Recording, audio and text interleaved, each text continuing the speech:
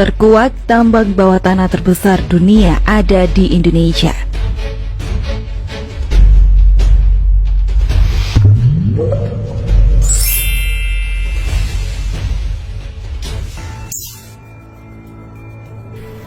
Tahukah Anda, tambang bawah tanah terbesar di dunia ada di Indonesia? Tambang tersebut dikelola oleh PT Freeport Indonesia atau PT FI di Papua. Seperti apa kecanggihannya? Tambang bawah tanah kita ini terbesar di dunia. Jadi kita perlu bangga bahwa tambang bawah tanah terbesar di dunia adanya di Indonesia, khususnya di Papua. PT Freeport Indonesia sudah lebih dari 5 dekade menambang tembaga dan emas di Mimika, Papua. Dimulai dari kontrak karya untuk tambang Iceberg pada 1967, tambang Grasberg pada 1991, dan kini berlanjut di underground mine atau tambang bawah tanah. Sumber daya tembaga dengan mineral ikutan emas dan perak di tambang bawah tanah PT Freeport Indonesia diperkirakan masih tersedia hingga tahun 2050 mendatang. Selain itu, ada pula potensi cadangan sumber daya yang masih dapat dieksplorasi. Presiden Direktur PT Freeport Indonesia Tony Wenas menyampaikan tambang bawah tanah yang saat ini dikelola PT Freeport Indonesia masih menyimpan potensi sumber daya, setidaknya sampai puluhan tahun ke depan. Kalau dengan pola penambangan dengan cadangan yang ada saat ini bisa sampai 2050. Belum lagi kalau kita eksplorasi di bawahnya lagi masih ada potensi sumber daya yang bisa dijadikan cadangan. PT FI membutuhkan waktu sekitar 12 tahun membangun infrastruktur tambang bawah tanah yang saat ini dioperasikan. Investasi yang dikucurkan untuk pembangunan tersebut mencapai 8 miliar US dollar.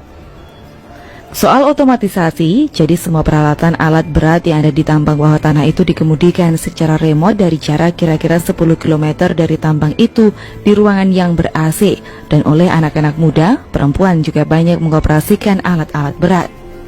Kemudian ada kereta bawah tanah yang juga dikendalikan dari jarak jauh. Jadi di dalam kereta tidak ada tenaga manusianya. Dan ini bagian dari transformasi digitalisasi yang kita lakukan. Jadi memang tambang Freeport ini adalah salah satu tambang yang terbaik di dunia, baik dari segi cadangannya, dari segi skalanya, dan juga dari segi good mining practice-nya, termasuk teknologi yang diterapkan.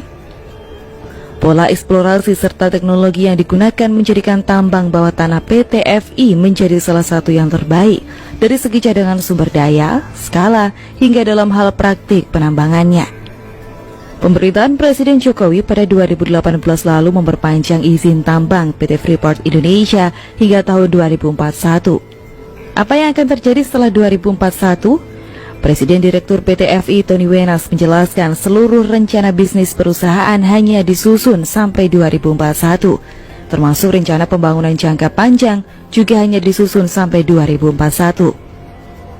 Sementara cadangan di tambang Freeport di Papua masih cukup untuk dikeruk sampai tahun 2050-an. Di satu sisi sebenarnya kalau dari segi pertambangan di dunia adalah bahwa sebenarnya izin usaha pertambangan itu jangan dibatasi oleh jangka waktu, tapi lebih kepada dibatasi oleh cadangannya. Begitu cadangannya habis, ya selesai. Jika kontrak habis sementara sumber daya alamnya masih ada, untuk memulai kembali kegiatan tambang tidaklah mudah dan membutuhkan biaya yang mahal. Soal manfaat dan kontribusi apa saja yang telah dilakukan PT FI ke negara, termasuk setoran perusahaan selama beroperasi di tanah air. Menurutnya, sejak rezim kontrak hingga izin usaha pertambangan khusus, pihaknya sudah menyumbang hingga 290 triliun rupiah. Kalau dibilang kontribusi ekonomi memang kurang banyak memberitahukan di masa lalu. Contohnya, misalnya bagi pendapatan negara itu dari tahun 1992 sampai 2020 itu sebesar 21 miliar US dollar atau sekitar 290 triliun rupiah. Itu langsung dalam bentuk tunai, pajak, dividen, royalti, dan pungutan lain-lainnya.